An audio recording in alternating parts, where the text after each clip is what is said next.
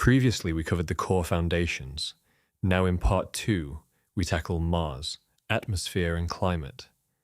Last time, we covered what Mars actually is, its size, its place in the solar system, and the broad strokes of what makes it such an unusual world.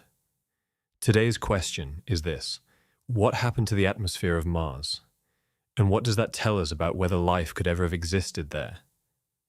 That question matters right now, because multiple missions are actively working on it, and the answers shape everything from how we read the planet's geology to whether we ever seriously consider sending humans there.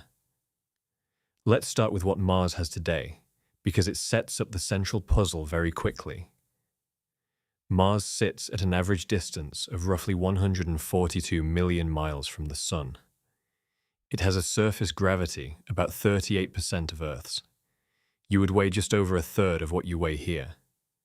The planet is roughly half the diameter of Earth, which means it has significantly less internal mass to hold onto a thick atmosphere over geological timescales. And that, as we will come back to, turns out to be crucial. The atmosphere Mars has today is extraordinarily thin. Surface pressure averages around 600 pascals. For comparison, Earth's surface pressure sits at around 101,300 pascals. That is less than 1% of what we breathe. If you stood on the Martian surface without a suit, the pressure alone would be lethal within moments. And that is before you account for the fact that the atmosphere is about 95% carbon dioxide, with traces of nitrogen and argon making up most of the rest. There is almost no oxygen, and the water vapor content is negligible. So here is the first open loop.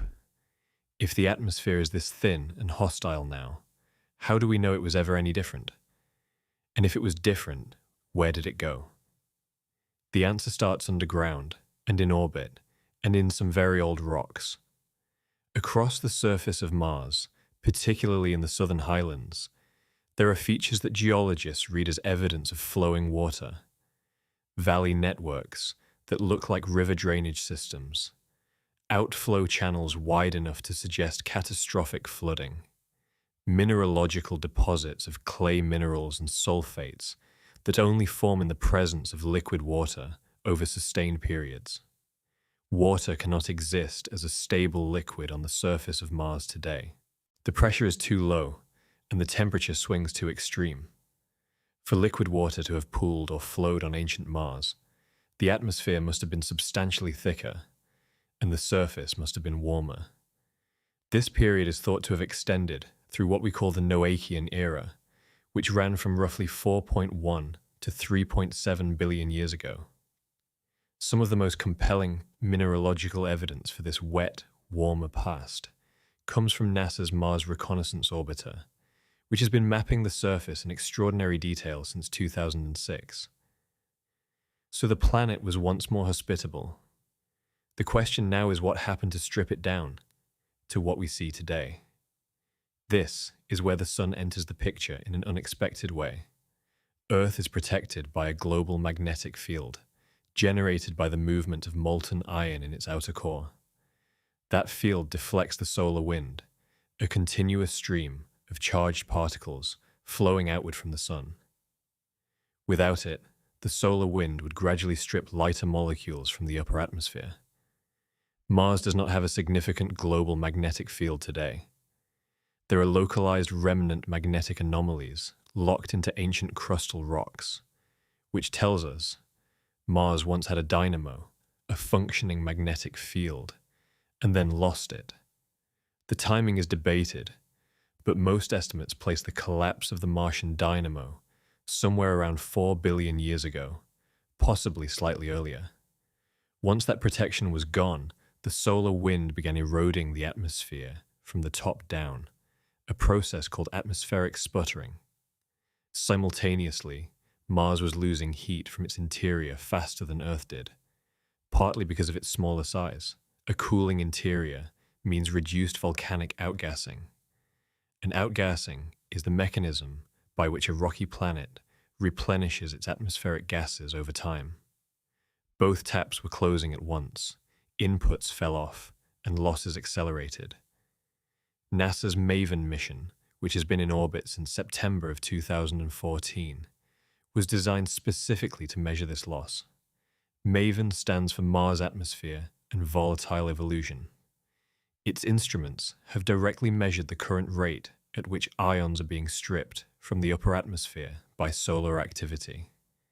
During solar storms, that rate increases dramatically. The mission's data confirmed that over billions of years, this process could plausibly account for the loss of a substantial portion of the early Martian atmosphere. Here is where the astrobiological implications start to crystallize. If Mars had a thicker atmosphere, higher surface pressures, and liquid water during the Noachian, then it had conditions that are at least broadly compatible with microbial life as we understand it. That window may have lasted hundreds of millions of years. On Earth, life appeared within a few 100 million years of the planet cooling enough to support it. Whether the same could have happened on Mars is genuinely unknown, but the timescales are not obviously incompatible. The climate of ancient Mars is not perfectly understood. There is ongoing scientific debate about whether the greenhouse effect of a thick carbon dioxide atmosphere alone would have been sufficient to keep the surface warm enough for liquid water, given that the early sun was actually dimmer than it is today. Some researchers argue you would need additional greenhouse gases, possibly methane or hydrogen, to close the energy budget. Others point to periodic warming driven by volcanic activity or large impacts. This is not a settled question, and any narration that presents a single clean answer would be misleading. What we can say with confidence is this: the mineralogical record is real, the valley networks are real, and the physics of atmospheric loss is directly supported by mission data. Now, here is the second open loop, and this one is not fully closed yet. The Curiosity rover, which landed in Gale Crater on the 6th of August, 2012, detected seasonal fluctuations in methane concentration in the lower atmosphere. Methane is significant because it breaks down quickly under Martian ultraviolet radiation. If it is present and varying seasonally, something must be producing it. That something could be geological, a process involving water reacting with certain rock types, releasing gas, or it could in principle be biological. The European Space Agency's Mars Express orbiter and the ExoMars Trace Gas Orbiter have both attempted to independently confirm and characterize the methane signal. The Trace Gas Orbiter, which has been operational since 2018, is sensitive enough to detect methane at very low concentrations, and its results have so far not confirmed the same elevated readings that Curiosity measured at surface level. That discrepancy has not been resolved. It could be a measurement artifact.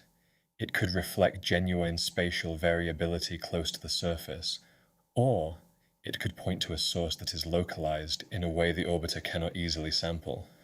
Nobody is claiming this is evidence of life, but it is an open question that active missions are still working on. What does the current climate of Mars actually look like day to day? Temperatures vary enormously depending on location, season, and time of day. At the equator, afternoon surface temperatures can reach a relatively mild 0 degrees Celsius in midsummer, but at night, even equatorial temperatures can plunge to -70 or 80 degrees Celsius. At the poles in winter, temperatures drop to around -125 degrees Celsius, cold enough for carbon dioxide itself to freeze out of the atmosphere and form seasonal polar ice caps. Both poles have permanent water ice caps underneath the seasonal carbon dioxide frost. Mars also has a pronounced axial tilt of about 25 degrees, very similar to Earth's 23.5. This means Mars experiences seasons, but its orbital eccentricity is significantly greater than Earth's. Mars follows a noticeably elliptical orbit, meaning it is considerably closer to the Sun at some points in its year than others. Southern Hemisphere summers occur when Mars is near perihelion, its closest approach to the sun, making southern summers shorter and warmer, and southern winters longer and colder.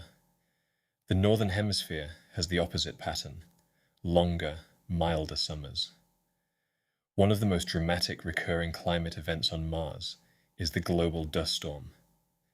In some Martian years, regional dust storms grow to encircle the entire planet, blocking sunlight and causing temperatures to swing.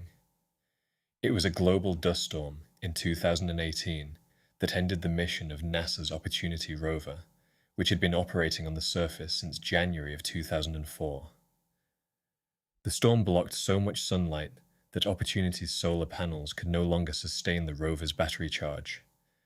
Contact was lost, and the mission was officially declared over in February of 2019. Dust storms are not just a mission hazard. They affect atmospheric chemistry, redistribute surface material, and influence where water ice is stable. Understanding them is a core part of understanding the full Martian climate system. All of this, the thin atmosphere, the lost magnetic field, the ancient wet period, the methane question, the dust storms, feeds into a single larger picture. Mars is a planet that had a more complex, more potentially life-permitting past, and lost it over billions of years through a combination of factors we now understand reasonably well in broad terms, even if many details remain unresolved. For future human missions, the atmosphere matters practically. You cannot breathe it, and its thin pressure creates engineering challenges for landing, for shelter, and for protection from radiation. But that same atmosphere could, in principle, be exploited. NASA's Perseverance rover, which landed on the 18th of February 2021, carried an instrument called MOXIE, short for Mars Oxygen In Situ Resource Utilization Experiment.